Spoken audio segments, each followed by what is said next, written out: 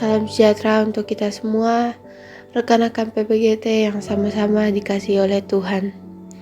Kita patut bersyukur pada hari ini kita masih diberikan kesehatan dan kekuatan oleh Tuhan untuk kita sama-sama kembali mendengarkan Renungan Bina Muda PPGT. Sebelum kita memulai membaca dan mendengarkan firman Tuhan, mari kita satu di dalam doa. Ya Bapa kami di dalam surga, pada hari ini kami berterima kasih kepadamu karena telah memberkati kami sepanjang semingguan ini ya Tuhan.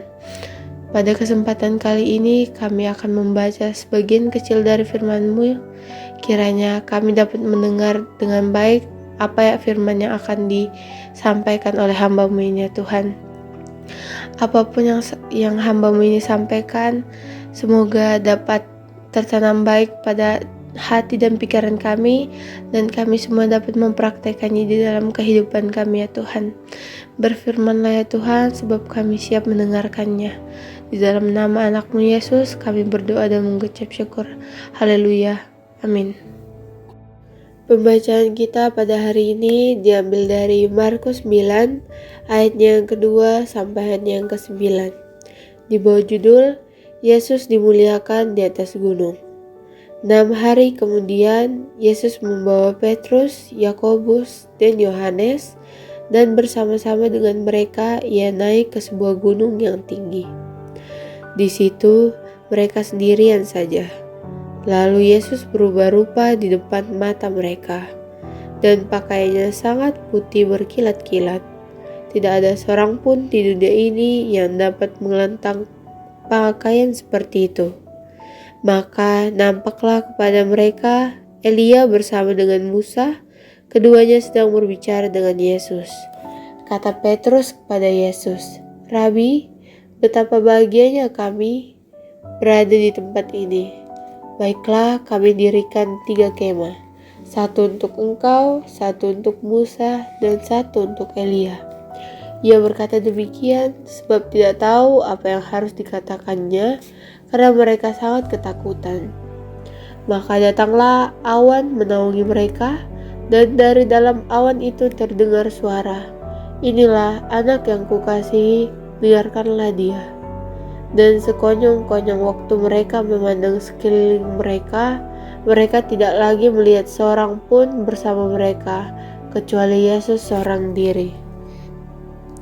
Pada waktu mereka turun dari gunung itu, Yesus berpesan kepada mereka supaya mereka jangan menceritakan kepada seorang pun apa yang telah mereka lihat itu, sebelum Anak Manusia bangkit dari antara orang mati. Renungan kita pada hari ini diberi judul, Biarlah kemuliaan itu hanya milik Yesus. Kamala Biran Misanna Yesu. Beberapa orang-orang tertentu diberi gelar atau panggilan yang mulia. Kendati demikian, panggilan yang mulia itu merupakan panggilan kehormatan yang maknanya sungguh mendalam. Bisa jadi panggilan itu melekat pada seseorang karena memiliki kedudukan yang tinggi atau orang yang terhormat di lingkungan itu, misalnya sebagai raja atau hakim pengadilan dan lain-lain. Kata mulia dilekatkan pada perasaan dapat berarti luhur dan baik budi. Jika kata mulia dilekatkan pada benda, maka ia berarti bermutu tinggi dan berharga. Misalnya logam mulia seperti emas, perak, dan sebagainya. Fakta tersebut menunjukkan bahwa orang-orang tersebut atau barang-barang yang kepadanya dilekatkan kata mulia bukanlah orang-orang atau benda sembarangan.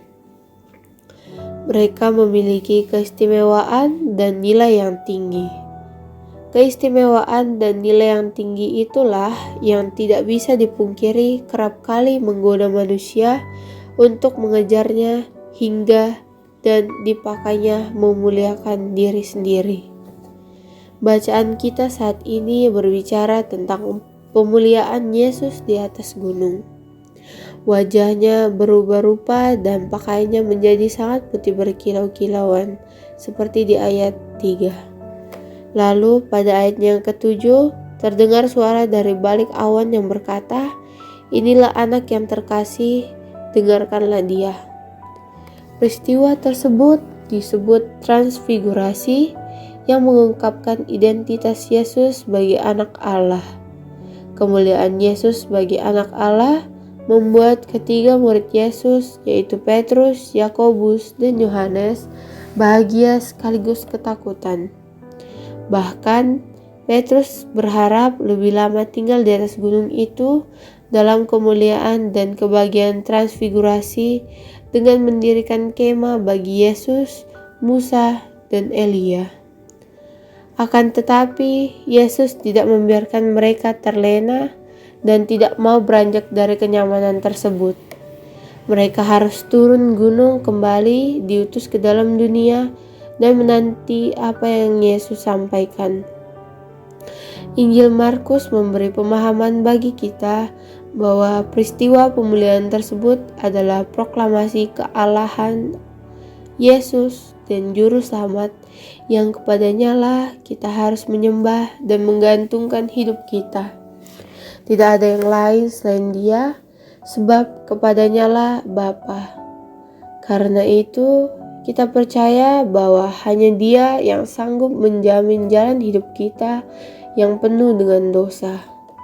Hal ini yang kiranya menjadi kekuatan dan pengharapan bagi kita semua untuk mempraktikkan hidup yang benar. Sebagai generasi muda, berbagai pencapaian dan keberhasilan kiranya tidak menggiring kita untuk memuliakan diri sendiri saja. Sebaliknya, semua keberhasilan tersebut sebagai wujud kesetiaan kita untuk mempersembahkan yang terbaik bagi kemuliaan nama Tuhan Yesus Kristus menjaminmu hidup dalam dunia ini. Karena itu, muliakanlah Dia selalu di dalam setiap langkah hidupmu. Amin.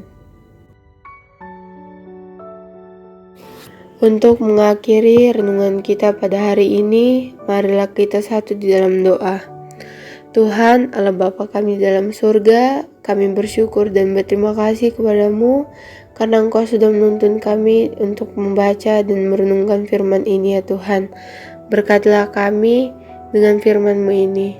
Selanjutnya, biarlah kami dapat menjadikan firman-Mu ini sebagai pedoman hidup. Bimbinglah kami menemukan jalan yang terang ya Tuhan. Ya Tuhan, berkatilah kami agar dapat kembali mendengar firman-firman-Mu di hari-hari selanjutnya ya Tuhan. Tuhan, inilah doa kami, hanya di dalam nama-Mu kami sudah berdoa. Haleluya, amin. Demikianlah renungan Bina Bunda PPGT pada hari ini. Semoga kita semua selalu di dalam lindungan Tuhan. Shalom.